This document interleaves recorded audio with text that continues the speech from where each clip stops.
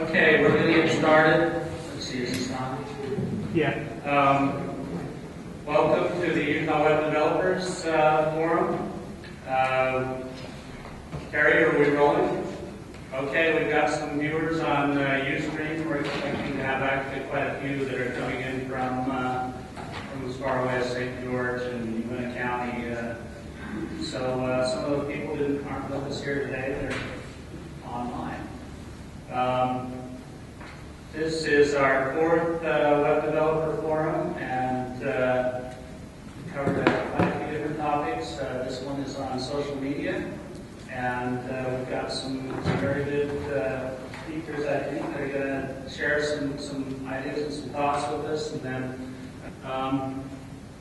let's get started. On the agenda, we have Kate Lonis, who is with the Clear the Air campaign. She's also been with Salt Lake City, or county. I'm with the city. I was with the county. Okay. She's been around doing all kinds of great things with social media for quite a while.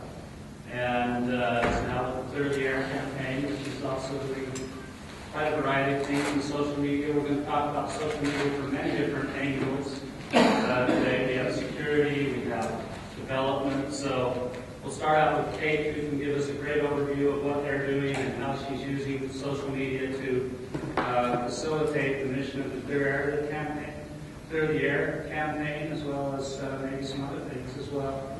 And then when we're done, after we've got through all six, so they've had a chance to tell you a little bit about what they're doing. We'll have opportunity for panel discussion and questions. Kate? That's a specific way of picturing the slides.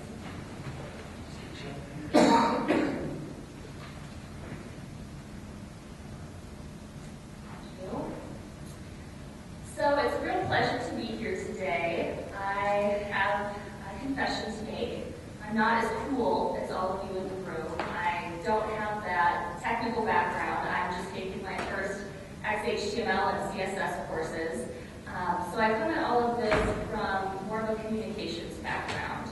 I got involved in social media pretty early on when I worked for the Salt Lake Valley Health Department and launched our first accounts there, learned a lot, and moved over to the city after that, where I've been working on our Clear the Air campaigns. So it's really great to be here. I'm excited to talk about our programs, also to learn from the other speakers. It sounds like a fascinating group. So I'm going to just start with an introduction of what our programs are and then delve more deeply into some of the social media tools that we use. Great. So we all know this picture. We live it, we breathe it, and we hate it. We do not like this. So this is my job. With over 50% of that gunky particulate matter, air pollution, it comes from motor vehicles. So we've got a really big challenge. It comes down to individuals making smarter choices with their travel habits each and every day to get us from there to there, and also our weather patterns make a big difference. So my job is to get people to drive less to help us clear the air, to limit the amount of pollution that we put in. And it's a tall order any way you look at it.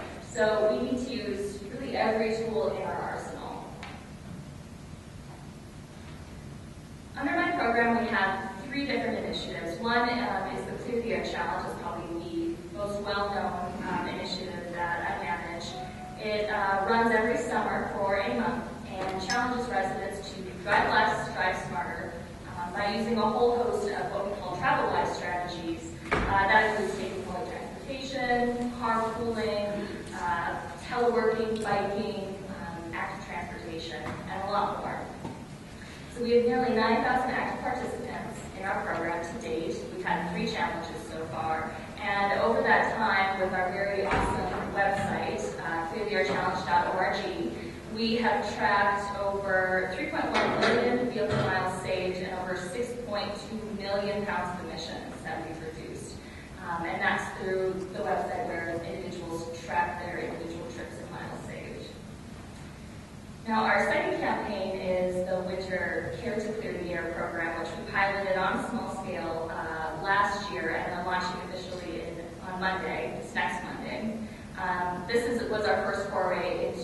utilizing text alerts to inform residents when poor air quality days were forecast and give them tips to drive less, suggestions, and resources. We also have utilized a lot of videos, which I'll be talking about in a few minutes for this program. This one is focused more on those winter-friendly options. We do see those crazy bike commuters in the snowstorms, but this is on carpooling, taking public transportation, and teleworking in its many forms. And our third program is idle-free. That's primarily focused on reducing idling in school zones, but now with the passage of Salt Lake City's new idle-free ordinance, we're starting to expand that as well. So that's just a quick overview of the programs. As I mentioned before, we have to use every tool in our arsenal. This is a huge task. Asking individuals to think before they hop in their car, it's a new thing. We're so used to just utilizing our car to get everywhere we need to go and not thinking about the other ways that we can do that. But we have a big problem, and so it comes down to the individuals. So we're trying to reach those individuals and encourage them to act, to change, to think before they hop in their car.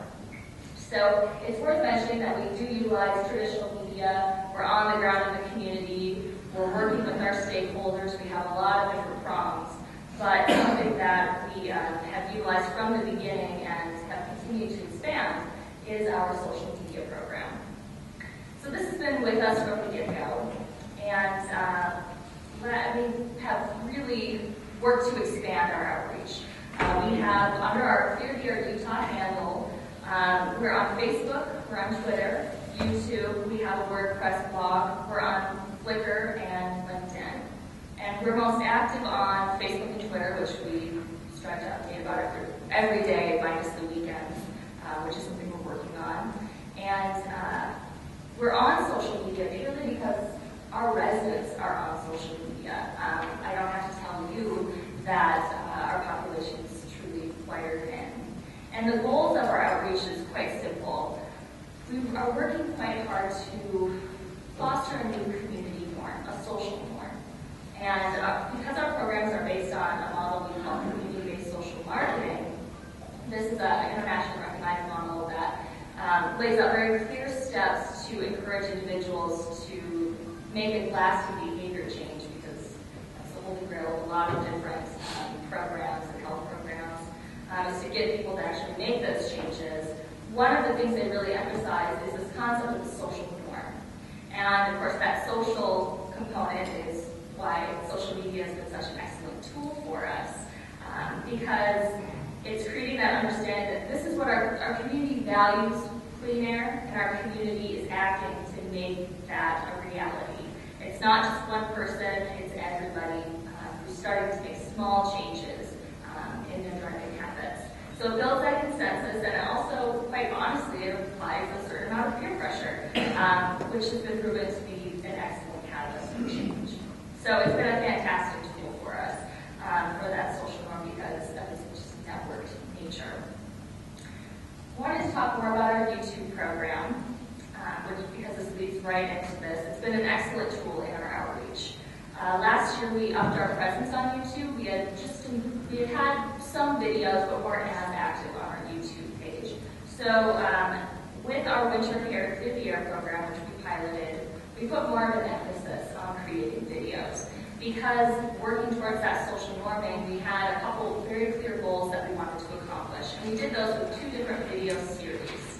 The first was termed Learn to Ride, and that featured short but detailed videos that show residents how to ride the bus, how to ride Frontrunner, how to access the van pool program resources, and even just something as simple as this is how you load your bike on a bus. I don't know if anybody's in this room has done that before, but it's very daunting the first time you do it.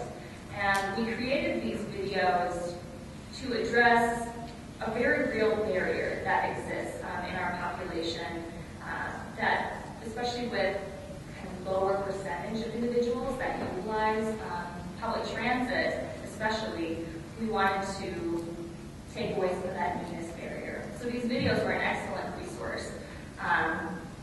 And we're expanding them this year. We've gone beyond Learn include videos this winter that are planned on teleworking, and also teleworking in the larger sense of the term, utilizing webinars, utilizing conference calling, and different resources like that. The second series that we had profiles individuals who are making a resolution to clear the air. These videos profile everyday residents who are making small changes in their travel habits to drive less, with that end goal of helping to improve our air quality, for them doing their part. One of the goals of these videos is to empower and really just truly inspire people to start making changes in their behavior. And through these short videos, we hope to do just that. We solicit stories from our program participants on Facebook, on Twitter, and through our newsletter outreach. We have a newsletter outreach that we use Constant Contact to manage.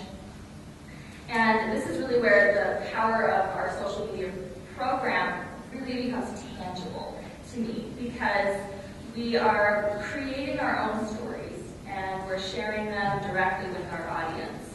And that is a fantastic experience for somebody who has a background in working with news media. It's so great to create our own stories and deliver them directly to our audience. So to date, we've received about 3,000 views, which is a stat we're pretty proud of. It was a small initiative from the get-go, and we have big plans to expand it now that we're headed into our winter immersion season. I was going to show this video of Bianca, who was one of our subjects last winter, who had made some changes and was teleworking more frequently.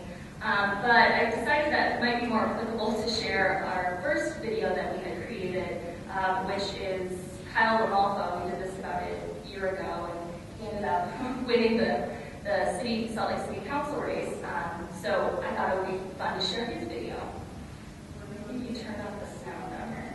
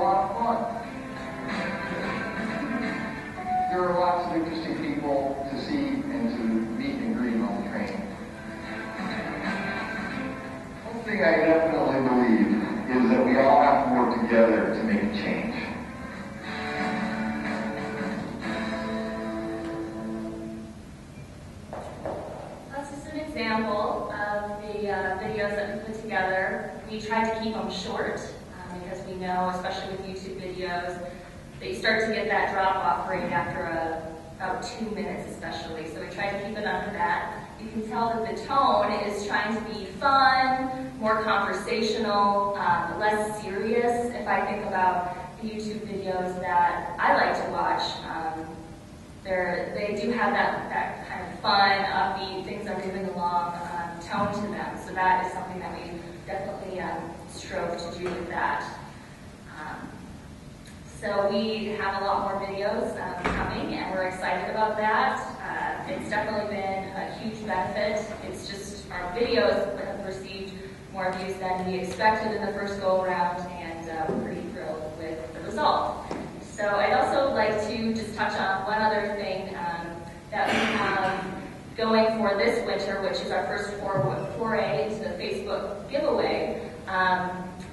We have to use if anybody's familiar with Facebook and doing kind of those cooler giveaways and things that a really bigger brand like Coca-Cola or someone is able to do on their Facebook page, what they end up using a lot of the time is a third-party app. And we are using one called OfferPop, and there's many out there to host giveaways and interesting features this winter. Just trying to keep that interest going, get people engaged while we have our immersion season, and keep them informed is the end goal, to get them to start acting. So we have a registration initiative right now that we are doing a drawing. Anybody who registers on our Facebook page right now through next week, we're giving away what was donated to us, a $50 gift card and some UTA group passes. All of our prizes are donated. We don't have the budget to be giving prizes away. But we are excited about the potential to gain new fans, to get more people registered with our programs, get them signed up for our text alerts this winter, keep them informed, and are thrilled to see where this opportunity takes us. It's always developing, and that's really one of the fun things about social media. I wanted to spend just my last few minutes talking a little bit about something that I hold very near and dear to my heart with social media, which is creating effective content, because I firmly believe that the content is vital. That's it. If you can drive people to your Facebook page or your YouTube page, it's wonderful, but if you're not providing relevant and engaging information, they're probably not going to be coming back. So it doesn't matter how glossy your graphics are or how polished your branding is, if that information isn't relevant to them, it's not delivering. So, and I guess this is where my communications background is shining through.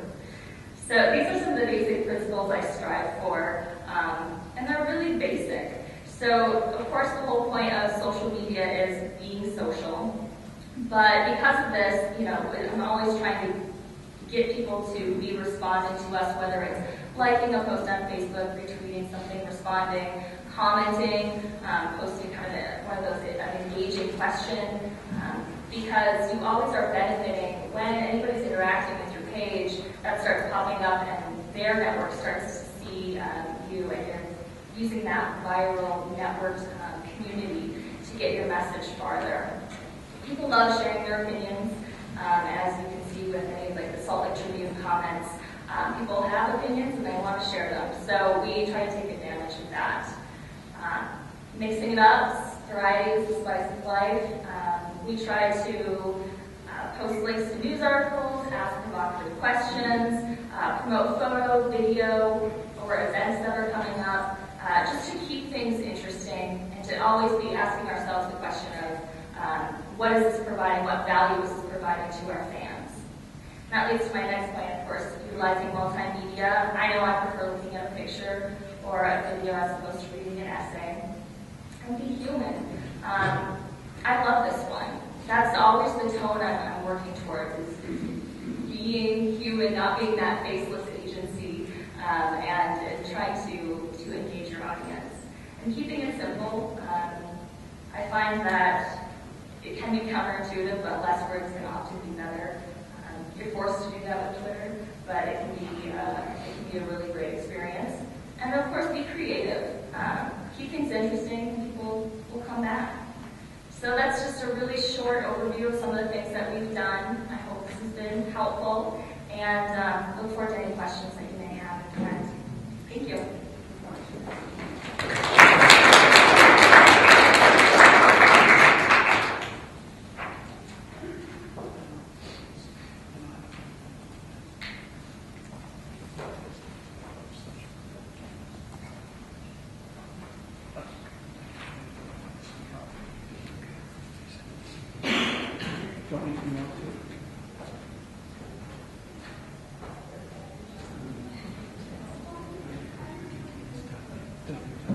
Okay, our next presenter is the lead designer with Utah.gov. I'm sure most of you are familiar with his designs. In 2007, or 2009, the new Utah.gov design received first place in the Best of the Web, and again second place here this year.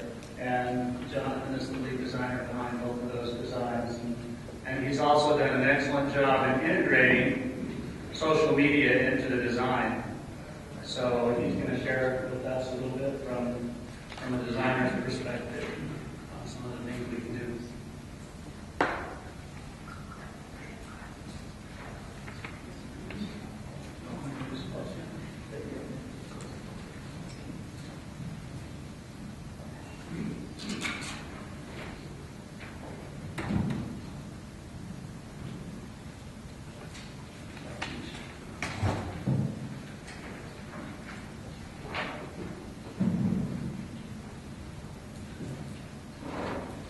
So as Dave said, I joined the Utah Interactive and Utah.gov team in 2008 and was on board for the 2009 redesign. It was a huge year, as you probably know, for social media. That's the start of popularity with Twitter, definitely the start of popularity with Facebook as well. And it was our unique challenge to take all of these different streams and put them into context, make them tangible and relevant. And we're continuing to strive and do that every day. So our unique challenge is that we have so many agencies that we have to pull in these very social streams from. A little taste of that is we're aggregating over 256 accounts on Facebook, over 1,000 on Twitter, 56 blogs, 499 YouTube channels. Flickr's dismal at this point, but we have a lot of data, information. These are unique streams. And in 2009, we took these streams and placed them in such a way that we currently have today with our Connect portal. Now this is a new design, but it still holds true. We have, as you can see, a categorization of the content: Facebook, Twitter feeds, blogs, widgets, multimedia, which is videos connected with YouTube, and now Plus and iTunes podcasts. So in 2009, we started aggregating these into categorized compartments, if you will. But in this latest iteration, I wanted to take search, which we were made primarily on the home page, and give relevance to citizens as they enter a search. So for instance, if a visitor comes to Utah.gov and types governor, they're not only going to receive search results that are service or location based, but they're also going to receive agency information that's relevant to their search. In this case, it's the governor's office, as well as video and Twitter, their latest tweet. Okay. Or if they search for driver, they're going to get videos that are from YouTube and tweets that are relevant as well. So obviously you can see the challenge. We have to make sure these are moderated, and Dan does an amazing job of helping us favorite and aggregate only videos that we want to search for. So we're able to display content that is entirely relevant and is vetted, if you will. So if you take a look just under the hood, unfortunately there was no out-of-the-box solution for us to use, and so I had to write custom scripts. And we're all learners here, so hopefully we can appreciate it. So whenever a search is initiated, we're pulling in multiple feeds. We have a query, which is basically our search field, and that goes through and actually encodes the query into YouTube's API.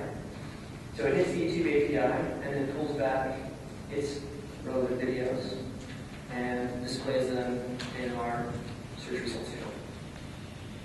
Then our Twitter is a little bit more complicated because we actually have to list all of the query types as well as list the tweets or the Twitter accounts that are attached to them. So a lot goes into aggregating this content and then making it relevant. Because it's our job to make sure that this content is not just a glut of information. And that was kind of our switch, the paradigm shift from 2009, 2010, people are now used to social media, and then in 2011 we're power users, if you will. And so we have a larger, higher expectation on what these Twitter, Facebook, streams are supposed to be. An example of taking all this data and aggregating it into a really great presentational view is our new Connect Plus view. This is a tablet-based view of all the things that we do with social media aggregation. And I might use a little scroll here to start with that. But you can do this on your iPad or tablet device. There's also a browser view. But for instance, we've got Twitter updates from Utah.gov, Facebook updates from around the state. So again, this aggregation of content in a compartmentalized and hopefully meaningful way. And then we have photographs taken from Twitter, and categorized, as well as YouTube videos. And again, this is all HTML5, and so it will play on iPad and the other tablet device.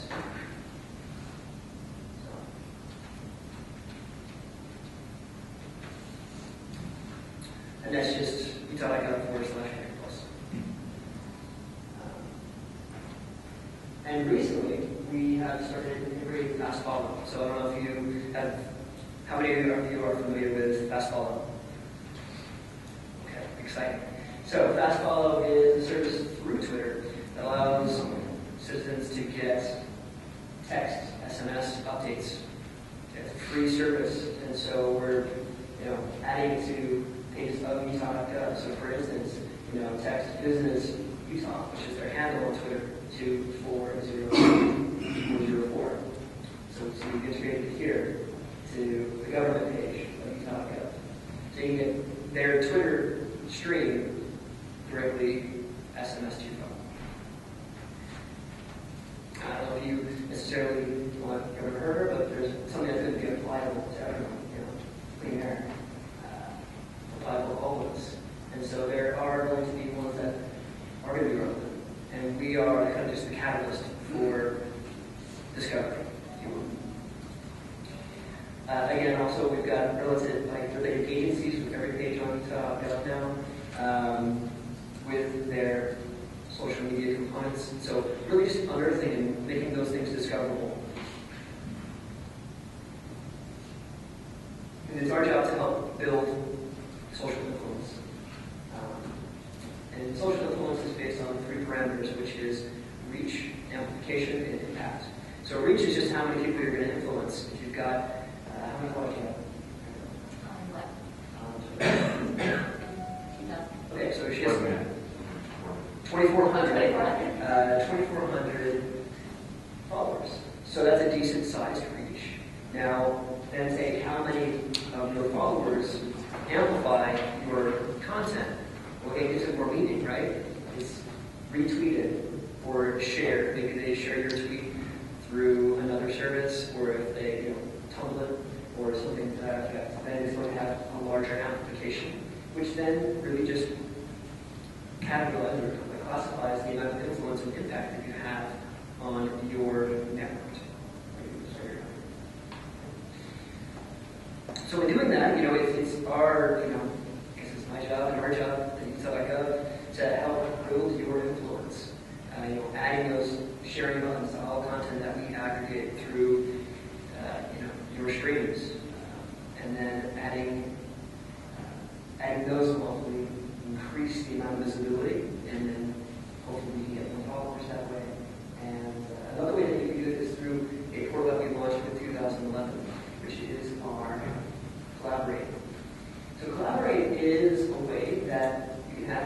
directly onto our Connect portal.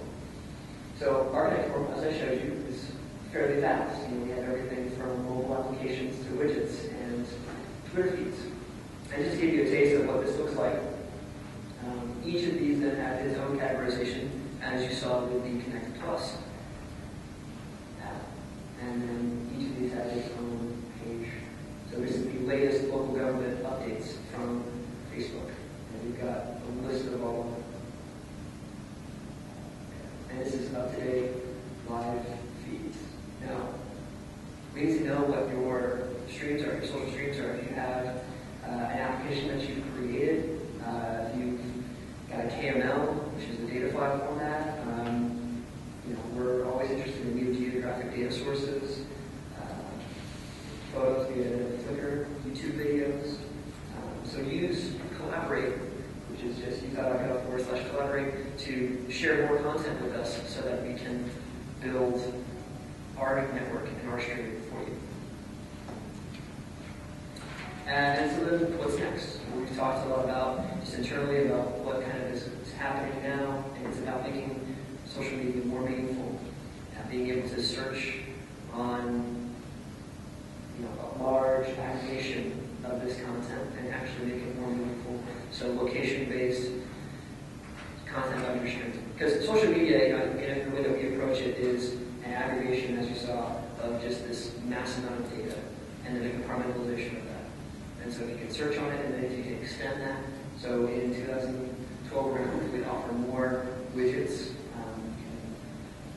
Expect to see some of those things to make your site more powerful. So you can use us as a resource to put things onto your site, your blog, your Facebook, Twitter, etc. And I look forward to your questions.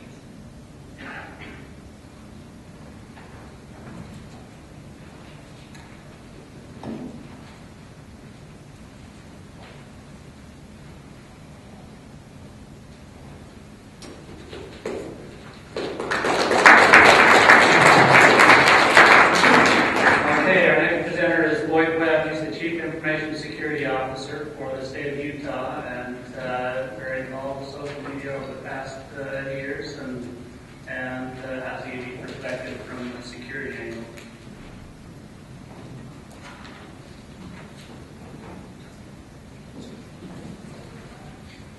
Let me just start out by saying that I might be the only security person that doesn't hate social networking. I'm actually very pro-social networking. I think that it plays a very important and vital role to the evolution of the internet and the technologies that we're all using and adapting to. But there are some things that we need to do to remain safe online. Some of these are obvious. In fact, to some of you, most of them will be obvious. Social networks are popular services people use to share thoughts and ideas, kind of a no-brainer. And social networking is very popular, but why is it so popular? Even among people that use it every day, I often get this question, why do we need to incorporate social networking into the things that we're doing? So just a quick review, and then we'll talk security. Social networking is all about connecting. It's peer-to-peer relationships that we establish. It's how we make new friends, develop new associations. It's very powerful in that regard. And the important thing to remember is that people tend to select the social networks that most appeal to their interests. Work, family, school. Just a rhetorical question, how many of you use Facebook? How many of you use MySpace? How many of you use both? Odds are pretty good that you choose a social network environment and you tend not to use the others. There are some risks associated with social networking. Some of these are listed here. The most most important thing to remember is that social networking, the risk to social networking is that it can be used to facilitate attacks and unintended information disclosure. So attackers can use social networking services to spread malicious code, compromise your computer, or access personal information about your identity, your location, contact information, etc., etc. Just go on to the next one. One of the ways that you expose yourself is if you tie, for an example, Google Attitude, if you tie that into one of your social networking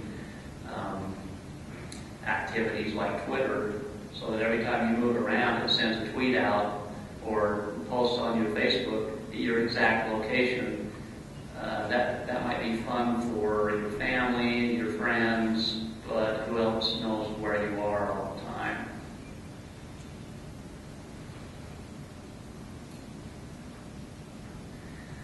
So there are a few rules, and rule number one for social networking is to be discreet. You should never type anything into a profile page or any social networking environment that includes personal information. We do it all the time, but this is where the risk comes in. Business names, addresses, phone numbers, job titles, birth dates, schedule details, daily routines, and business or family information. We've kind of become accustomed to using social networking in exactly these ways, but this is where we expose ourselves to some of the risks of unintended information disclosure. Rule number two, we should always be skeptical. Notice I said skeptical, not cynical. Skeptical is when we question things, and we should question what we hear, what we read, what we see in social networking environments. Rule number three, we need to be thoughtful. How many of you have a Facebook page where someone has put a picture on their Facebook page and you're in that picture? Sometimes we're tempted to put a picture, post a video, or make comments about one of our friends in a social environment. When we do that, we are exposing our friends and sometimes our organization or our business to risks that they may not feel comfortable with. You might not feel comfortable with it if someone's posting things about you in a social networking environment. So be thoughtful. Think about how does this impact you, but also how does it impact those around you, those that will be affected by the actions that you take in a social networking environment. And of course, again, back to rule number one, be discreet. You should try and limit the amount of personal information that you put into a social networking environment. Do people really need to know your phone number on Twitter or Facebook? Do people really need to know your home address? Do they need to know who all of your children are? Those are things that really you got to ask yourself, do I want this out there where the whole world can see it? Is my life such an open book that I want to disclose that much personal information about myself? And again, you want to look at your profiles and you want to see what is being posted about you. If your friends are putting pictures or making comments that involve you and you're not completely comfortable with it, you might need to contact them and say, hey, could you not put that picture of me on Facebook?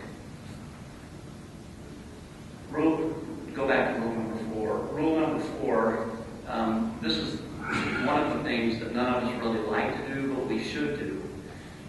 You should look at the privacy policies for the social networking environment that you signed up with. Some social networking environments readily sell your personal information to advertisers and spammers, and they disclose it right in their privacy policies. So you need to look into that and find out what the environment that you're putting your information into, what are they going to do with that information? And of course, if if you're not comfortable with it, don't use that service. Rule number 5, you should be wary of third-party applications. Facebook is famous for Farmville and there's like 300 or 400 little games that you can play. But a lot of these third-party apps that are associated with a social networking environment are actually vectors for malware. They're well documented vectors for malware. Even the ones that aren't intending to do that, sometimes they'll gather your information and sell that information. Even if the social networking environment itself is not going to sell your information to spammers, the third-party app that you've enabled may gather that and sell that information. Rule number 6, always use strong passwords. Don't use simple passwords, dictionary passwords, and never reuse the same password. The statistics are from US CERT that 60% of us use the same password on Facebook that we use on our online banking. And we use that same password on our corporate email account. The problem is that to get your password off of your banking portal or off of your corporate email is a lot harder than it is to get it off of Facebook. So if I'm a hacker and I want to get the password to your bank portal, if I get your Twitter or your Facebook password, I've got a 60% chance that I also have your password for your bank. Rule number 7, you should keep your software updated. Keep your operating system patched. Keep your browser patched. Always install the latest versions that come out. I don't know if some of you are aware of this, but all of the vulnerabilities that are associated with previous versions of browsers are published on the internet. So if you're still using an old version, you're still using Internet Explorer 6, all of the vulnerabilities associated with that are published and known. And rule number 8, use and maintain antivirus software. Because it's not a question of if your computer is going to have some malware bounce off of it, it's going to happen. And I look forward to any questions that you may have a little later. Thank you very much.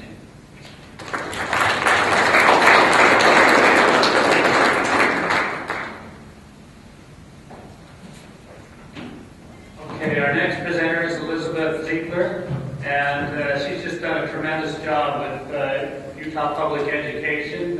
She handles all of the social media aspects for the Utah State Office of Education and has made a complete difference for that agency, so we'll let her take it from there. Well, thank you. Like this toward me, I'm kind of small. So I'm Elizabeth Ziegler, and I'm the social media specialist for the State Office of Education. And what I have to share for you today is kind of a cautionary tale a little bit of maybe how or maybe even you can call it a how-to guide, how to do social media on the cheap. We started our social media, I was hired. I used to be a reporter here in Salt Lake for KCPW. And I was hired in November, just about a year ago, and we launched all of our social media platforms in January. So we had a really tight turnaround, and that posed a challenge. So how do we go about doing doing this. And because of that experience, I kind of learned a couple of things that you shouldn't do. So first of all, make sure that you have a social media plan before you actually launch, because it's easy to sign up for these accounts, but it does take a lot of time, a lot of investment. And if you want to do this right, you really want to be successful at it, otherwise why do it at all? Making sure that you have quality content and that you're updating frequently, that you have a strategy in place is really important. So take a moment to sit back and strategize how you're going to do this. I guess one of those things for us was really thinking about why are we doing social media, and I guess we came up with an answer that most of our students are on social media, this landscape that's really familiar for them, and also more and more with such a young population, our parents are turning to social media for information. There's also a really tremendous education community on Twitter especially, but on social media, and that's what we're trying to reach out for. So I would recommend a social media plan for your agency, and also that really should start with a policy.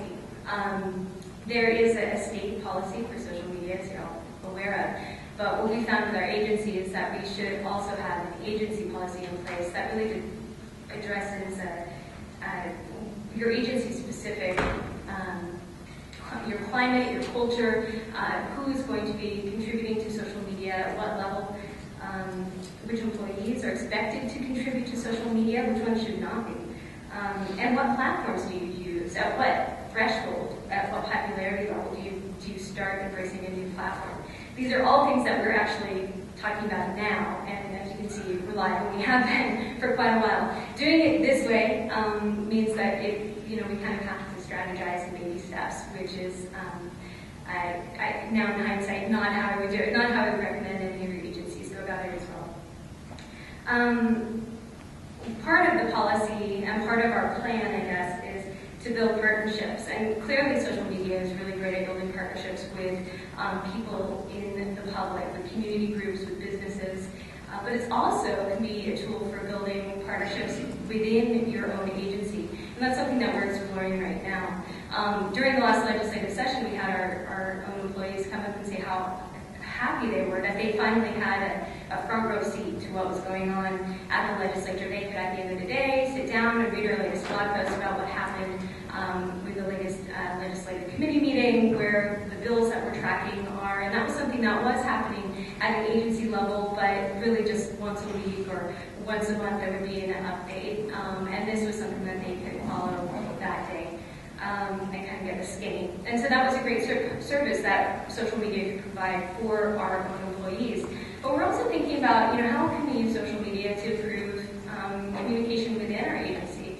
Could we have maybe a news site or something like that to replace a newsletter, to replace other meetings? So you could be swapping information and having that two-way conversation with your employees. So that's something that you can also include in a social media plan. It doesn't only have to be a public communication tool, it can also help improve efficiency within your agency. So also then that brings up the question of training. One thing that I realized is that we have vastly different skill levels and comfort levels when it comes to social media. And that's kind of there's this gap. There's some people who are early adopters who are very, very comfortable, very familiar with this. They understand it.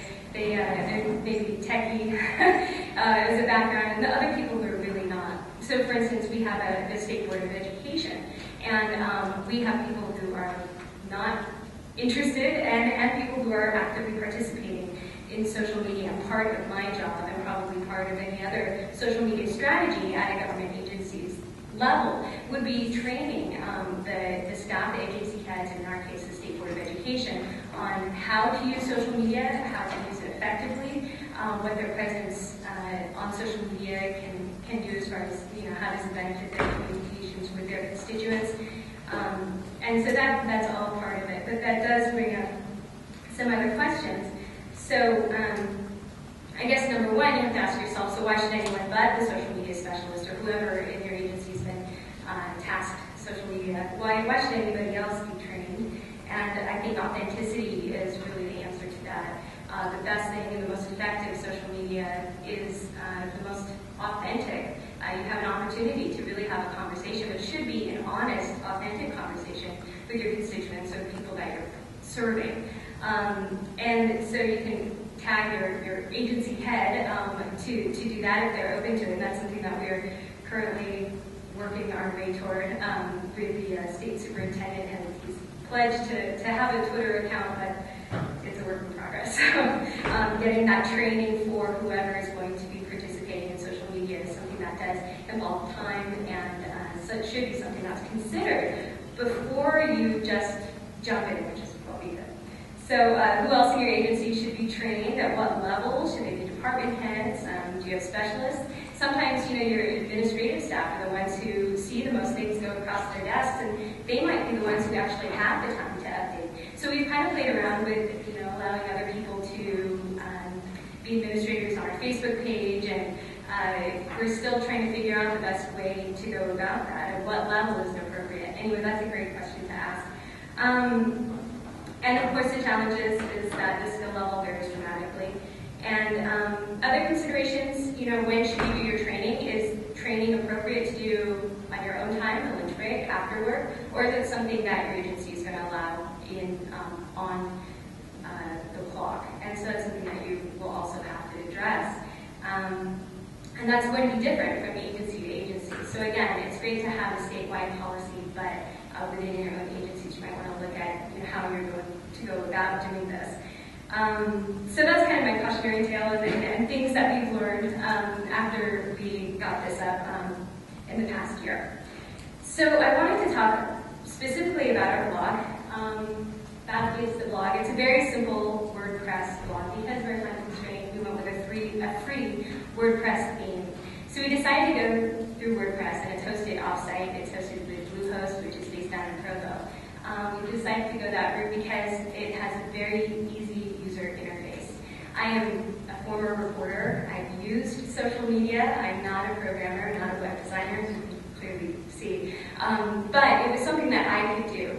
And so if you have limited resources, this is definitely something that's doable, and I think has been effective. I would like to have worked with a designer. I would like to have contract out, but sometimes that isn't possible with our budgets.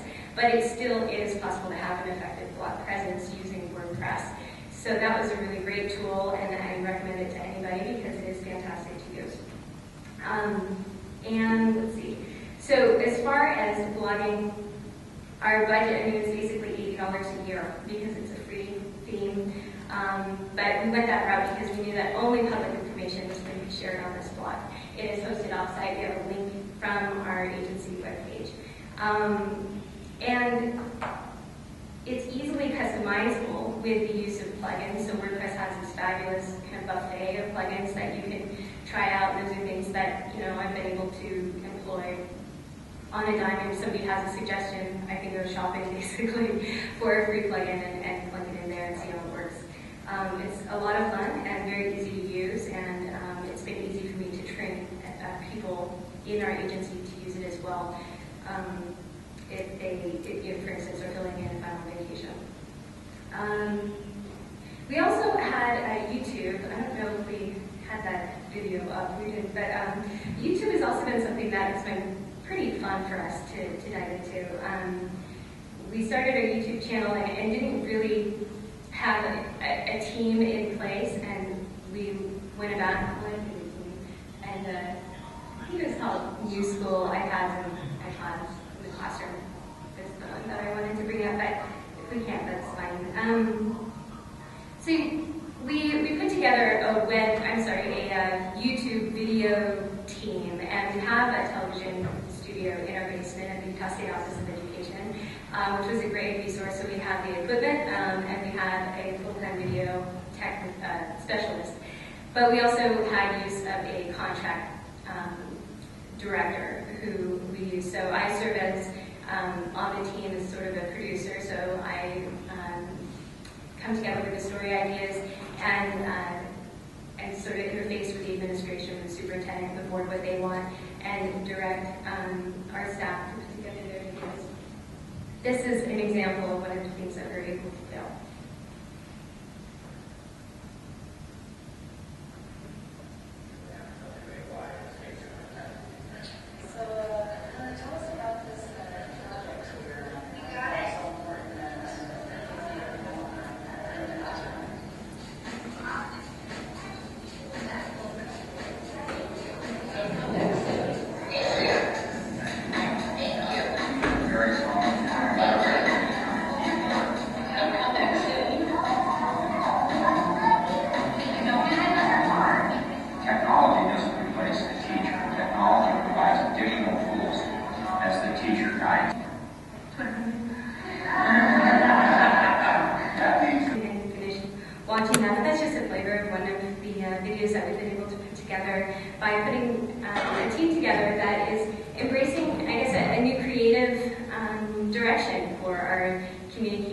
So with our videos, we have come up with a couple of key points. Number one is get to the point.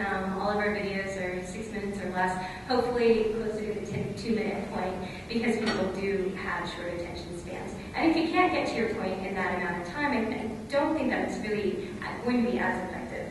Also, understanding your audience. We have stakeholders, just about everyone is a stakeholder in education.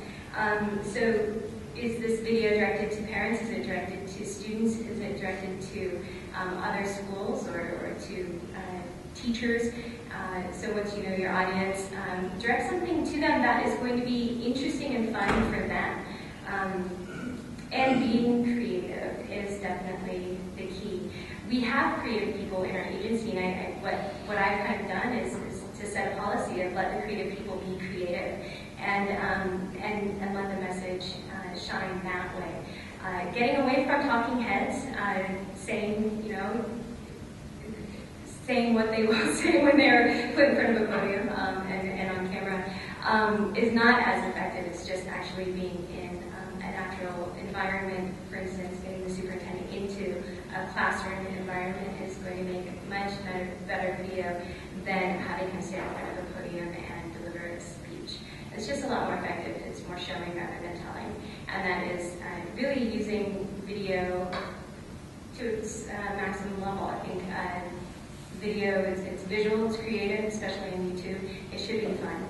So we are exploring, I guess, in the future, we're looking at how can we use this? How can we make our videos go viral? How can we have more hits on them? I think we're open to looking into using humor for especially student-directed videos, and we have some projects in the works that should be pretty fun. So our social media strategy is a work in progress, and as we're looking forward, I guess the only platforms that we, one thing I kind of leaned over is that we have our blog, we're on Facebook, we have our Twitter account, we're on Flickr and YouTube, and on the horizon, we are considering possibly Tumblr, Google+, what is the next thing. And of course, that also poses a lot of challenges as well. So it's a work in progress, it's a lot of fun, and it's definitely worthwhile. I think you get a lot more interaction with our teachers and parents that is favorable. They're very excited to see that we're trying to reach out and that we're human, which it's been very helpful. So thank you so much for listening, and that's all that I had prepared to talk about, and I'm looking forward to your questions.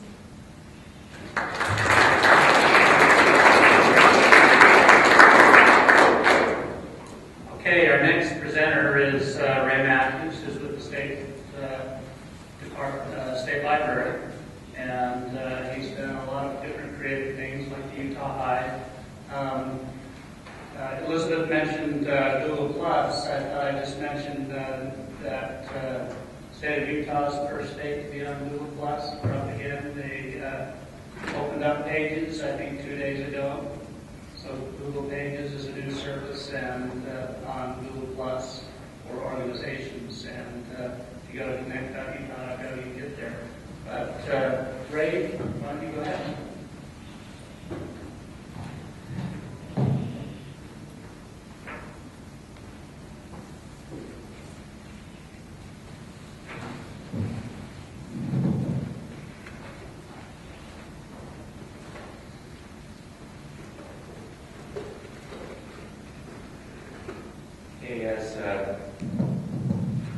As Dave mentioned, my name is Ray Matthews. I'm with the State Library Division, and I'm happy to be here with you today and just in awe to actually meet in person some of my unnamed heroes behind some of these great things that Utah.gov has done.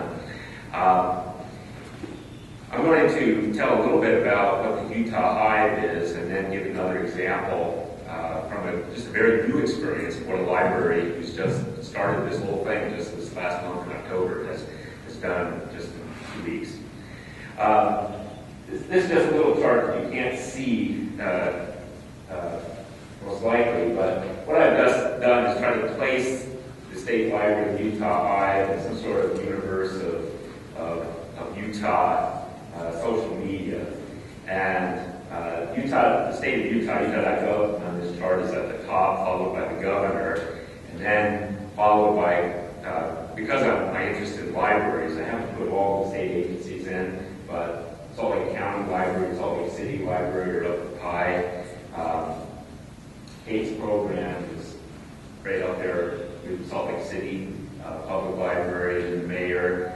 We're right between the Office of Tourism and GoEd on this scale. And what it does is it just kind of aggregates the your presence of on Twitter and Facebook, kind of give you kind of an idea. And then we have several different channels at the state library, and then our main library channel is down there between UEN and the law library up at Queen. So we've been on there, but we actually go back quite a ways in time.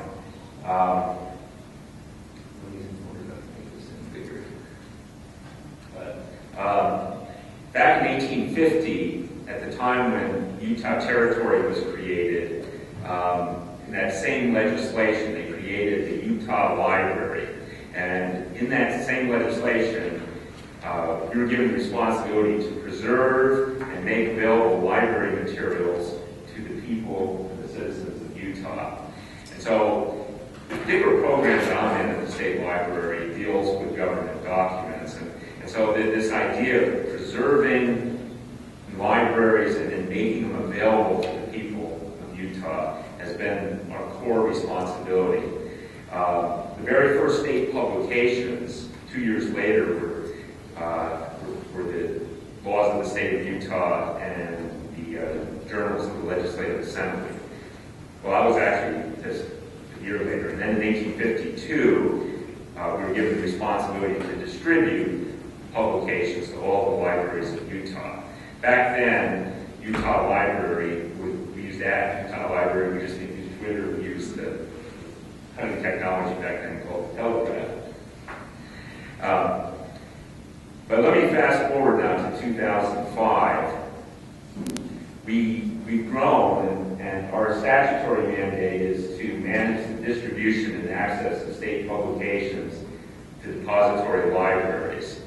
And what we found was, through 2 decades leading up to 2005, we would have meetings and we'd reach about 20 state agencies. We would receive at the state library about 400 publications each year to then distribute to libraries.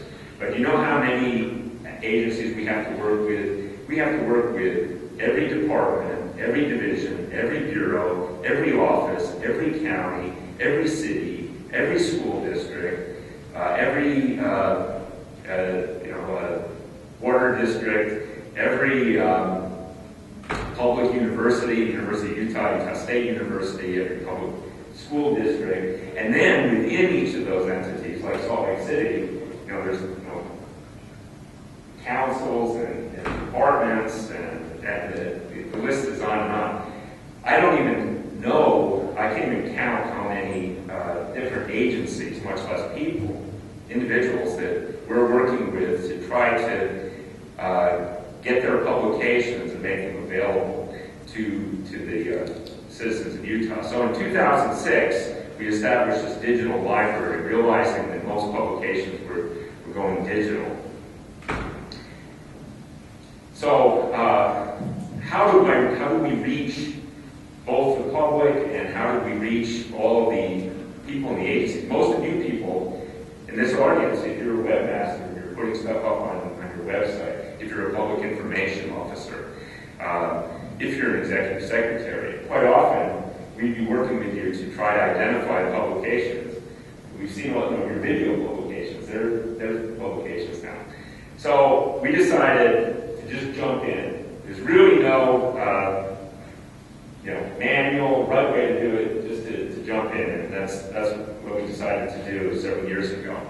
And because we're not just a state library agency or a department agency, we're working with so many different entities, we decided, how do if UEN gets a request or if the University of Utah gets a request from the state library, where's your publications? You're not an article line of authority. So what do? So we decided, well, we would just go external to that, create a new brand called the Utah Hive, which is just a community where we try to engage the people, the public, the citizens of Utah, the media, the libraries of Utah, and as many state agencies and local subdivisions and so on as we can. And how do we do that? Well, we go where you are. What we tried doing, and Dave's aware of this, we established a name site which was kind of an enclosed community, enclosed social network. Come here to us and we can talk. Come here to us and we can log, and we can ask questions and create RSS feeds and so on. And, that doesn't work. We have to go to where the people are. And so, as a result, we decided to look and find out where the people are. 65% of adults now are using social media, up 4% from just a year ago. And this is what the Pew Center for the Internet in America says the general public is feeling about social media. Convenient, good, okay. I heard this on the news just coming in this morning. 45% of college students now prefer Facebook access at work than getting a raise. So isn't that cool? So in government, in your agency, consider access to social media as a perk in place of a raise or benefits. 56% of college students now would not accept a job offer from a company that banned access to social media. Imagine that, you're on Occupy Main Street without a job. You're desperate for work, but hey, if you don't offer me access to Facebook at work, forget it. So that's how the world is changing, and you've probably seen a graph like this. It kind of what it starts with. Do you want anyone to actually see what you're putting up on the social media? No. Well, then use Google Plus. But yes, then you go on from there. And the bottom line there is that Facebook and Twitter seem to have the most gravitas, in the social media world. So that's what we decided on with the Utah Hive, is that we would set up a presence. And so just some of the things that we've done, very similar to what you've seen in the other agencies. First of all, we started doing training at the state library and using social media. I just wanted to show this. This is an early attempt at a Twitter account. The last entry is January of 2010. Well, we made a mistake in setting this up is I used a phony email address. I used Bob@Yahoo.com or something like that. And then Twitter had a major corruption of all of their passwords and usernames back in January of 2010. And they sent an encrypted new password out to all their registered accounts. And I never received the encrypted password, so that was the end of that one. But it was interesting because at the time we did follow every known library in the world that had a Twitter account, and we had 2,500 followers at that time, and we had quite an engaged audience. From that, let's go to. From that, we set up another Twitter presence, which is called the Utah Hive. And the purpose, again, with this is to both engage the public. Our state agencies and our agencies are producing so much valuable information that what we'd like to do is help promote it and so, get eyeballs, get people to actually realize how valuable this material is. So that's one of the purposes, and the other purpose is just to try to, well, that's how I got to know Kate is through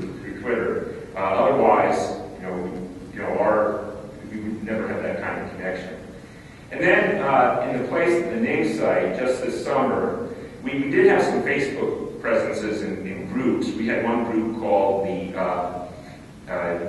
Utah Government Publications Coordinators or something like that. It wasn't very exciting, so we decided to just create a Utah Hive presence on Facebook. And so our team adds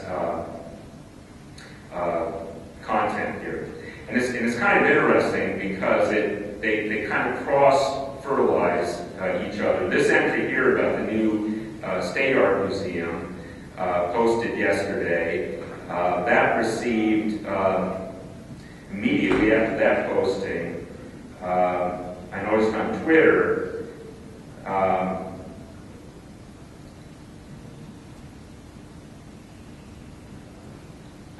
some new followers, including KSL Sunday Edition with Bruce Lindsay. And so I think that when you have presences in multiple places, you can just multiply your reach. We also have a YouTube presence, and that's primarily not for our own publications, although we do have some tutorials, but we use it mostly, we use it mostly to create and become aware of, subscribe to and become aware of your video publications. And then we put those video publications into our digital library. So if you go to our digital library, for example, and go to any agency, let's just say health. These are, we have 4,500 publications from the health department. And among them, so far, 17 videos. And so one of the advantages of the digital library is that we add cataloging metadata to make it searchable and findable, and then these become searchable again on Google to make it, just again, different ways to access your information produced by the state. We don't have very many resources allocated to social media. We don't have a full-time webmaster. We don't have a full-time social media person. We kind of monitor, a few things like this to know about the activity. But the main thing is just kind of the buzz. I was at a parade, 4th of July parade a year and a half ago, and we were going with the mayor's car, and somebody comes up on the street and says, "Oh, you're Facebook Ray." My wife goes, "Facebook Ray?" People are doing that all the time. They'll come up and recognize you. I was at a luncheon down in St. George at a table. One of the faculty members of the Hinckley Institute of Politics was there and says, "Ray, I have it on good authority that Governor Herbert reads your stuff that you post." So you never know, even though they may not be followers or friends, you have when you put this stuff out, on the internet through social media, you do reach many more people than any of these statistics will ever show. The analytics just don't begin to show the reach that you might have. So who does the work? I guess what I would make a plug for is to involve more and more people. We have in our department 5 public information officers. They just presented a report to the legislature this month. One of the scenarios for restructuring our department is to reduce 5 public information officers to 2. And I'm thinking to myself, man, I wish we could get more and more these public information officers on social media to monitor this so that we can create dialogues. For example, Phil Winley, I noticed on Twitter yesterday, had suggested for the Utah State Bulletin, for the publication of the administrative rules, why don't you produce that in our DFA, in addition to the formats we currently have. Well, there's a dialogue with our community that we need to follow up on. that, you get on, make a message and you get a reply from her. So who does the work? Let's, we need to be more involved. So I'll just end it there, and thank you, and likewise look forward to questions.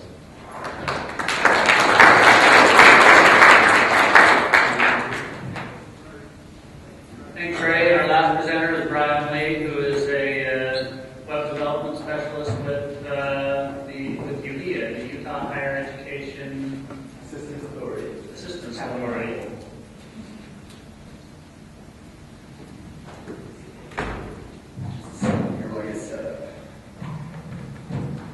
I have some cards for you guys as well. We have these cards with all of our social media contact information on them. They have these little barcodes in the back, I'm sure you guys have seen, called QR codes, quick response codes. You just scan them with your smartphone, it'll take you straight to any of our social media sites we have on here, our blog, Facebook, Twitter, YouTube. And then I also have my personal cards here, I'll just pass around.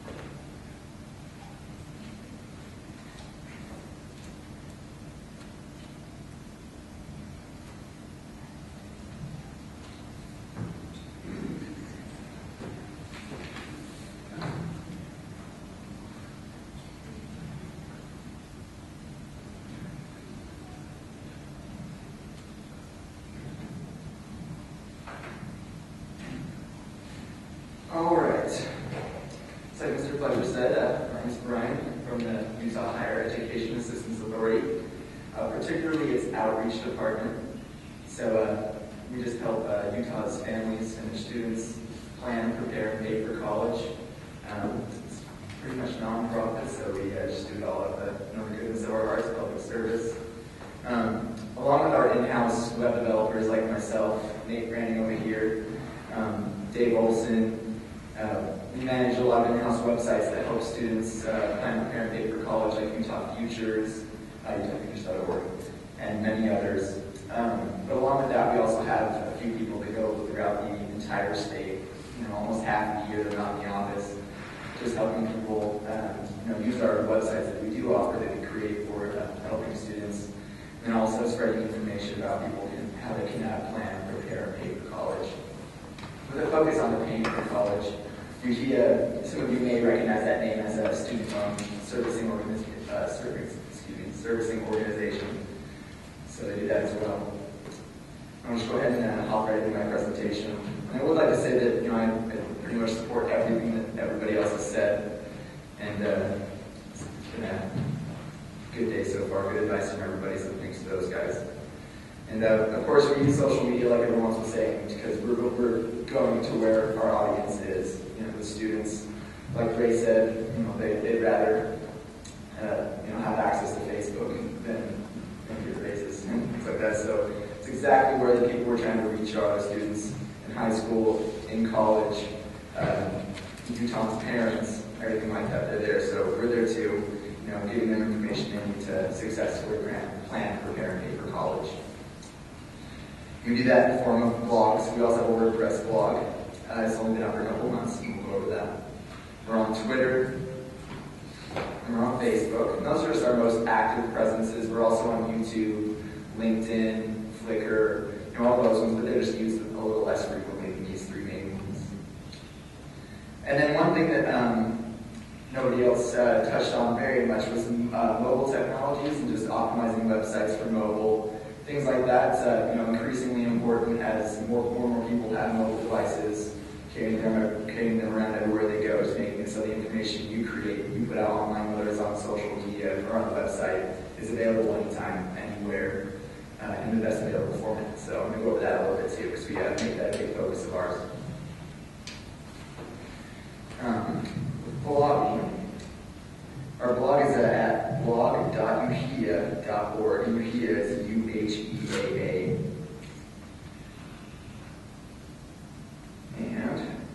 And on our blog, we just have lots of articles that are just about helping people plan for college, the FAFSA, financial aid. We post tons of scholarships, things like that. And then we also have a question and answer forum, where we just have a lot of our experts always handle that, always watch out for questions coming in, where they, where students at any time can just go submit questions to us, have resources like that always available. And then we also have regular posts, best practice on a blog is to always, be updating your content, be offering your users the most up-to-date information. So, we have weekly and daily posts. It's all relevant to what we do, helping those students plan, prepare, and pay for college. And then, some blogging best practices that we always follow is keeping those blogs, under a certain content length, usually around 500 words. So it's not too much information taken at one time. It's really succinct. It's, all the meat and potatoes and everything of what would be like a newspaper article, just all of it in a blog article. It's really easy to read, really quick. And then we always fill those up with links that send our users to where just where we'd like them to go to help them out. So whether it's a blog about going to college, we would link them out to local institutions, etc. Utah.gov, which is a career and college planning website. So just strategically placing links within not only your pages in your blog, but within your content, so you can get people directed towards deeper into your website or onto other people's websites that will also help them. And then keywords and tags are also really important and useful in blogs. Keywords and tags aren't only good for search engine optimization, so whenever people are searching for preparing for college in Utah or paying for college in Utah, or whatever your blog will be about, you always need to make sure that that's associated with the information or the keywords that are most relevant to what you're doing. So when someone searches for you, they can find you. And blogs are excellent for search engine optimization, making it so people can find exactly what you do. And that's big for us, is spending a lot of time on things like creating blogs, creating videos. You need to be able to tell people or show people that you're doing a good job, that people are using these materials that you're creating. That's pretty much in any social media setting. You're going to need to show some return on investment, that what you're doing is actually worth something. It's moving your business, your organization towards your mission. And ours is to help Utahns and their families plan, prepare, and pay for college. So search engine optimization is just a big one to make sure that when anyone plugs anything into Google, they find your content. It's the most relevant content. It helps them out so much that, hey, they leave a comment on your blog. They start a conversation, and it spreads throughout social media, which is the goal. And a little bit more about our blog. It's been live for about 2 months. Has already over 1,500 unique visitors, almost 10,000 page views, and average time on the site is about 4 to 5 minutes. So it's been really successful so far. And we'll actually pop out to that really quick. It's blog.uhea.org one more time. You just can feel free to go there. And then a little bit about WordPress too, actually. Like one of the previous presenters had said, it's really easy to use whether you know how to create websites or not. And I do have a web design background. And the more you do know about web design, the more you can do with a WordPress blog, but you can definitely do a lot with it without that. This is a picture of the back end of WordPress. If you're making a post, it's really easily organized, or really easily organized actually. You put on posts. You look at new posts, it brings up a little text box, that you can just fill in everything. And it's pretty much no code whatsoever. So it's really easy to use, really user friendly. And then we'll pop out really quick and head to our blog. Now start blog here. It's called the Prepare and Pay for College blog. We've got a cool slider up here. And this slider is actually one of those plugins they mentioned earlier. So it's no code required for this type of stuff. It's really easy to use. And then it's also really easy to socially integrate on the top. We got the like button, the send button, shows how people like us, the easy follow button, Google Plus button, easy button back to our official site that we have. And then you can sign into our blog so you can comment, so you can participate in conversations, use our forum and such with social media sites like Facebook, Twitter, and then email services and companies like Google, Yahoo, and then you can also log in with WordPress. Easy links to all of our pages. We, let's see here. Yeah, that's about it on our blog there. And I mentioned the Q&A forum. It's one of the coolest features of the website. It's actually only a plugin. It's not something we had to put together. It's just something we could download onto the site, put on here, which is really good for especially what we do. Financial aid, paying for college. It can be a pretty confusing subject, so it's pretty cool that we can always be available to answer questions from anyone. On to the presentation.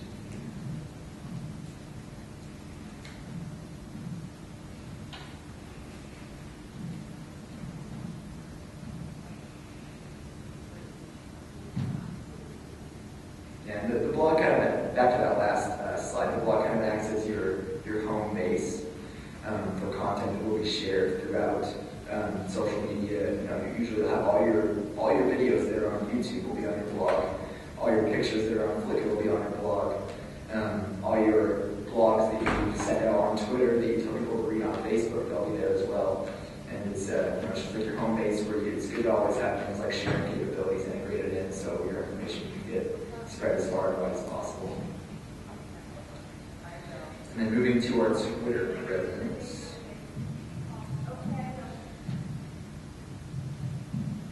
It's twitter.com/UHEAA. We also use Twitter as sort of a question and answer forum as one of the methods we do.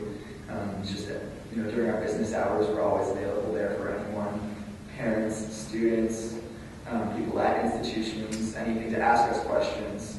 And then we also, throughout the day, are posting 10 to 20 tweets from local resources, national resources, from ourselves, etc., local institutions, all on, planning, preparing, paying for college. So it's just a constant stream of relevant information. It's completely free, just a service to students. Excellent.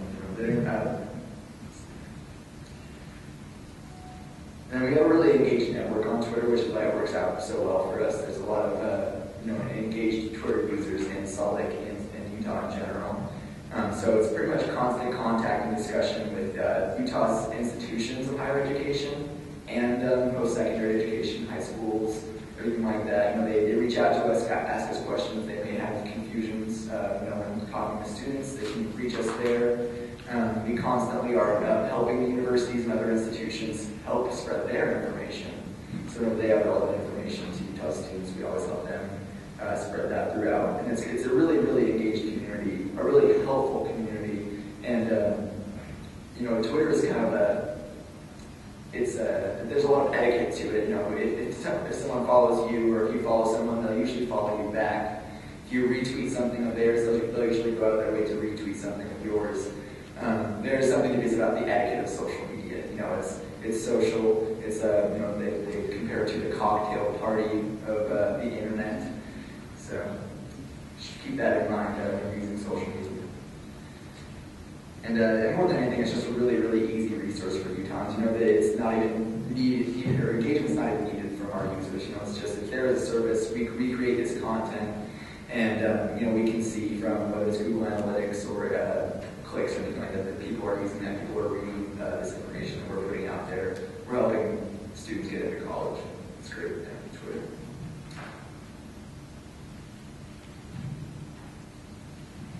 And then I just want to kind of explain Twitter to anyone that may not quite understand it 100%, and the way retweets and things like that work, and the way it can really easily go viral, and that's a good place to be. If you yourself have 10 followers, and 2 of those people that follow you retweeted something you sent out, you have the ability to go viral instantly. If one of those people has 200 followers, something you sent out to your 10 followers has already reached 200 more people Then another person retweets that. They have 1,000 followers. They have 10,000 followers, so on. It spreads. Their followers retweet it. It's just it's a pyramid of your information being just spread, and just a very wide reach. So it's an excellent place to be if you're trying to spread information quickly and widely. That's just a little picture of our Twitter page there, and sort of the information that we like to post. Right now, we're getting done with our financial aid night tour, where our presenters are going to every single high school, almost throughout the entire state, presenting to students. And we also have a scholarship competition with that, so we keep people updated on our events. We give them things like resources. This is an article on 3 things exercise can teach you about career success. Things like that. That's what we go on Twitter. Moving on to Facebook. That's where we run most of our student engagement. So currently, like I said, we're doing our financial aid night tour. We're also doing something called the Super Short Essay Scholarship Contest, and it's almost solely through Facebook. I'll actually pop out to that so I can show you guys. So through this tour, we let students that go to our events have the ability to write a very short essay and submit that to us via social media in order to be considered for a couple of different scholarships that we're putting on. So just on this left-hand side, these are called tabs, different Facebook apps, and we have the super short essay contest here.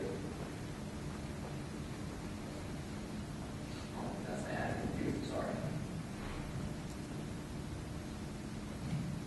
What's really cool about these tabs is that you can make them have what's called a fan gate, where only people that actually like your page can view that content. So in our case, it was really useful because students that had not liked our page, but they wanted to get this scholarship, they would have to like the page before they'd be able to see any information on the topics that they would write about and things like that. And what a like on our page does for a student is it automatically connects them to the information we put out through Facebook, which is all relevant information to students, and it shows up in their Facebook feed next to what their friends are saying. So it adds in that little college reminder every now and then.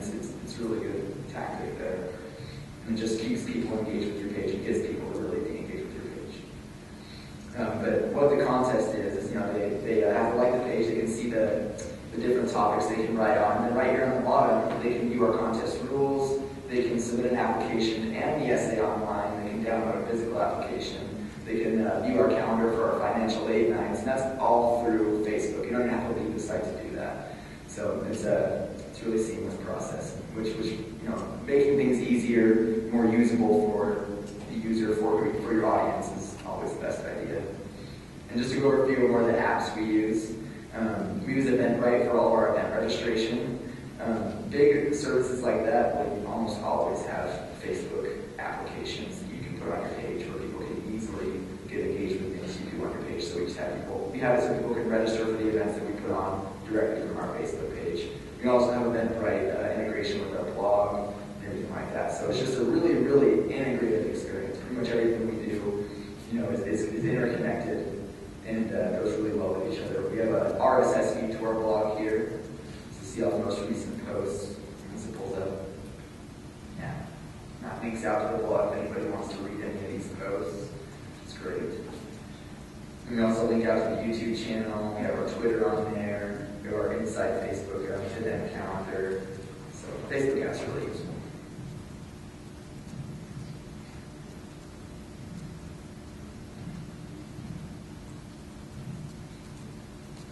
That's facebook.com/. And I kind of wanted to explain social impressions and targeting on Facebook and why that's really useful. Facebook, I'm sure you guys probably can put 2 and 2 together on this one, but when you're on Facebook, you click things that you like. And, so does everyone else. So as an organization or as a business trying to find a certain group of people, being able to know what people like is so powerful, it's ridiculous. Being able to say, I want to reach every single person in Duchesne County that is in high school age and have this event show up on the side of their Facebook page, that they otherwise wouldn't know about. It's very powerful. And then say from that Facebook advertising that shows up on the side of their page, they like your page. Then you get what's called a social impression. Every single person that's a friend with that person that just liked your page will see that that person liked your page. So it's just pretty much the equivalent of a retweet almost. It's just like viral spread. They'll see that one of their friends like that page. Ooh, I wonder who the Utah Higher Education Assistance Authority is. I'm going to click on that page. Then you have 10 other people that clicked and went to your Facebook page just for one person seeing that. It's extremely powerful.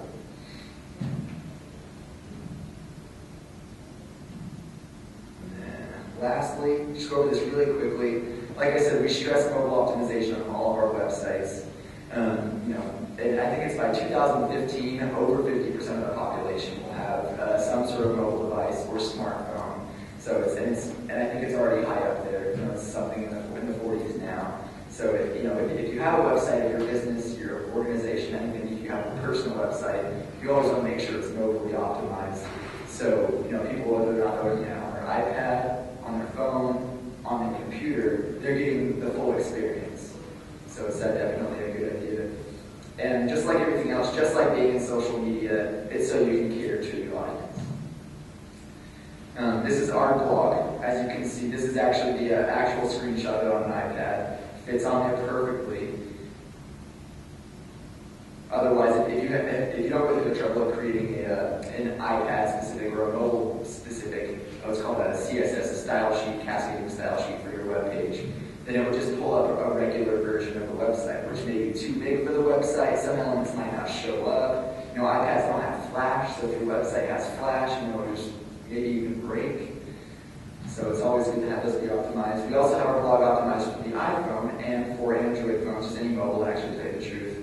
And what the website does is it picks up on what device someone's visiting that website on. So it'll automatically take somebody to this when they go to our blog on their phone, which is, it's pretty much a list of our most recent blogs. You can dig in as far deep as you want to. But it takes out a lot of the busy elements that work a lot better on a computer screen. So you're not overwhelming somebody when they're looking at it on a small screen on your phone or on an iPad. And it means a lot, actually, to users of websites. And then we also, on our blog, we have what's called this is brand new, this just came out a couple weeks ago. It's the Utah Student Guide to Colleges and Universities. And it's just a web application we made. It's usually a print publication that we turned into a web application. And it's also mobilized for the iPad and for phones. It's perfectly on the iPad there. And then next is also on the iPhone. You can sort of see the difference in the navigation a lot there, so it's across the entire thing there. On a phone, that would work out too well if it was the text is probably really small, so you just alter it a little bit, so it works out really, really well on a phone. It's really a seamless experience. And then just lastly, just to go over those sites one more time in case you guys want to visit those, please hop on Facebook and like us. We would appreciate it. Please hop on Twitter and follow us. We have run some competitions on YouTube, like the Utah High School Film Festival. We gave away about $10,000 in scholarships there, so you can see cool student videos on YouTube. And then we're also on LinkedIn, where we post jobs and things like that. And then I had a few things to go over that weren't in my presentation that I felt I should go over because they weren't covered too much in the previous ones. What I use to manage my social media work for you here is called Hootsuite. It's a social media dashboard. And it looks kind of overwhelming, but it makes things a lot easier than having to switch between 10 different websites throughout the day to do the same thing. And I actually, I take care of a lot of my social media work in the first couple hours of the day because I can schedule posts. I monitor mentions, pending tweets are the ones that I've scheduled. You keep a running history of any tweets that you sent. This is only in Twitter, so it also works for Twitter, for Facebook, for LinkedIn. I actually believe that Hootsuite just barely integrated a few other services, I think, including Google Plus and YouTube. So Hootsuite's a really good service. I think you pay $5.99 a month to use it, so it's really cheap. They have built-in analytics where you can see any post you put out, they track how many clicks your links get, and then also hashtag monitoring and things like that. But yeah, you can see any tweets, running tally of any tweets that you send out that get retweeted, how many times they get retweeted. You can also do this. I do all my keyword monitoring and UPO reputation monitoring through Hootsuite, where you can just set up monitoring of keywords throughout social networks. So I monitor our name. I monitor a tag that I have people use if they want to ask us questions. I monitor ACT and ACT tests. We do a lot of test prep, so if anybody has questions, we can just see they have a question and direct them and help them out. I monitor Utah College, FAFSA, which is the free application for federal student aid, Utah Higher Ed, Higher Ed Utah, Utah Student, FAFSA. It's always a good idea if you're, one of the best ideas of being in the social media space, or best reasons for being in the social media space more than anything, is that if you aren't there, whether or not you're there, there's still going to be people talking about you and what you do there. So if anything, if you're not going to be there, you should at least try to go to those places and find out what people are saying about you.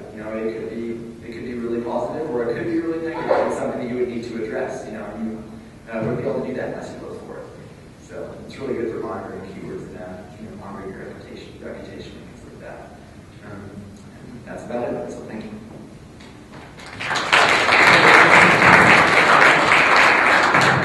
Let's see, we have time for a couple of questions. If you have any questions, come here to the mic so we can get it on the streaming video.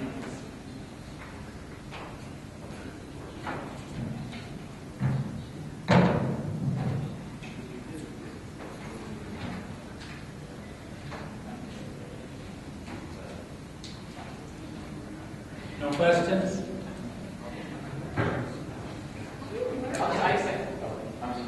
Yeah, why don't you? It's a simple question. Okay, I'll repeat it. How do you guys filter out inappropriate comments? Okay, Ryan, you want to take that one?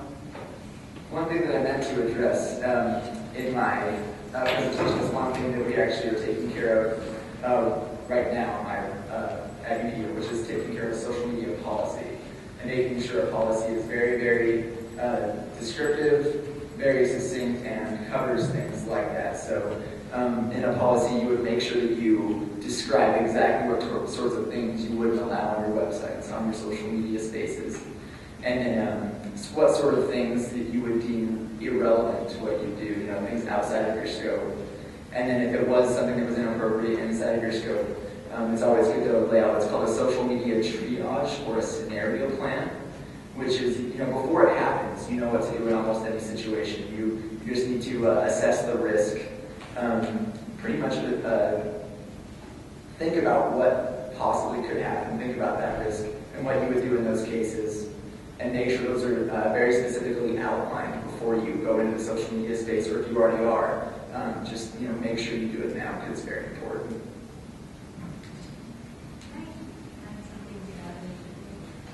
Is this on? Okay. I think one of the perceptions is that you will be inundated with negative comments, and I think from experience, I'm sure that you will also know this, that actually doesn't really happen. You get spammed, but you can put in a spam filter. And if you have, for instance, on a blog, if you're monitoring comments, if you're on Facebook, negative comments don't happen as often as you would think. And it seems like an emerging convention is also to let your community get your back. If somebody is saying something negative about you, somebody in your community is oftentimes going to moderate that. And that's a real powerful way to protect, and not protect your reputation, but to allow somebody else to explain why this inaccurate or bad-spirited comment is not representing who you are. It makes more sense. It's more powerful coming from someone within your community rather than coming from yourself. So you see that on some sites that they just let those comments be out there, and that the community will moderate for you. Now, we as an agency have decided not to go that route. And so for Facebook, for instance, we don't allow people to post directly onto our Facebook wall. But you will see some companies and some agencies and some public officials who do allow that. And so negative comments don't happen as often as you think, and there might actually be an opportunity there to turn it into a positive.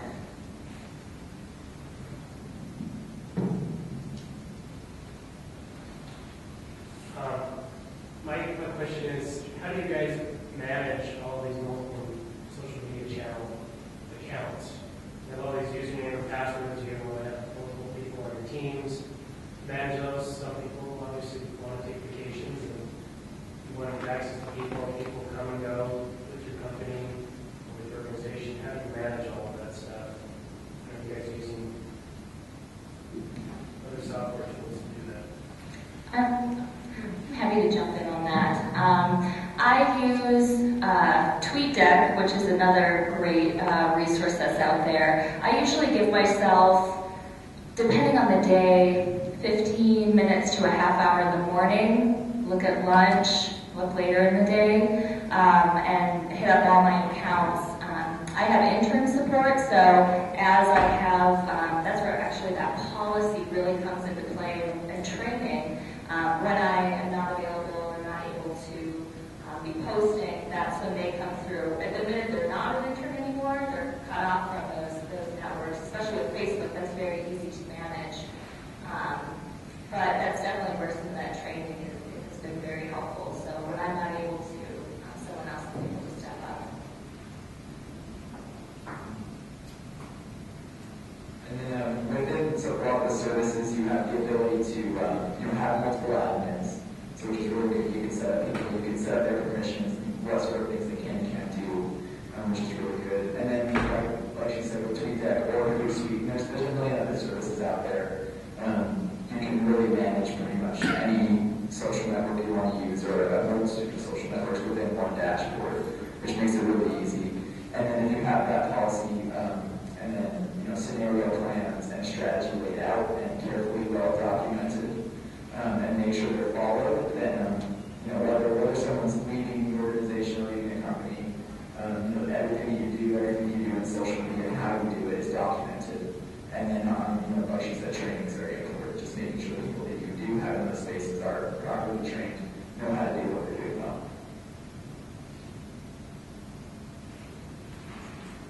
Frank, how much time per day total for you and your interns or whoever do you spend managing and maintaining these sites?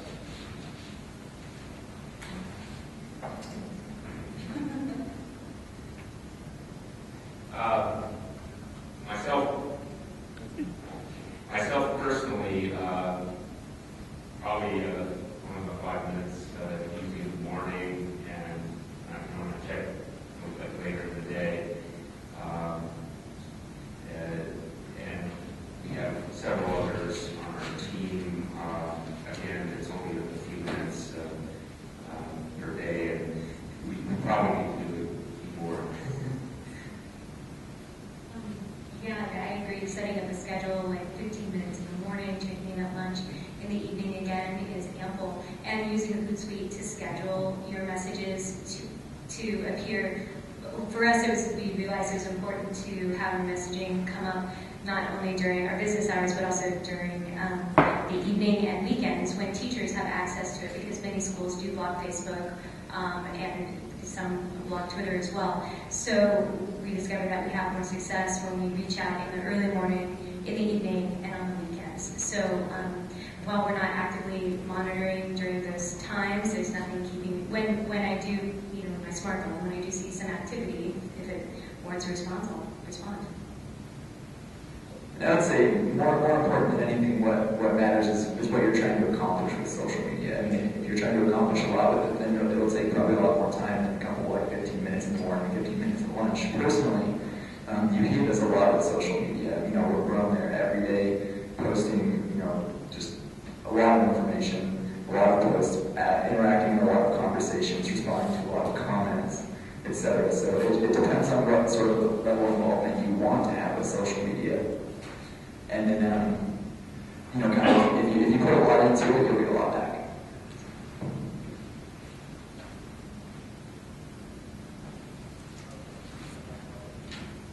Okay, it's 2 o'clock. We want to thank everyone for being here, and we want to especially thank our presenters for the great job that they did. And let's give them a hand.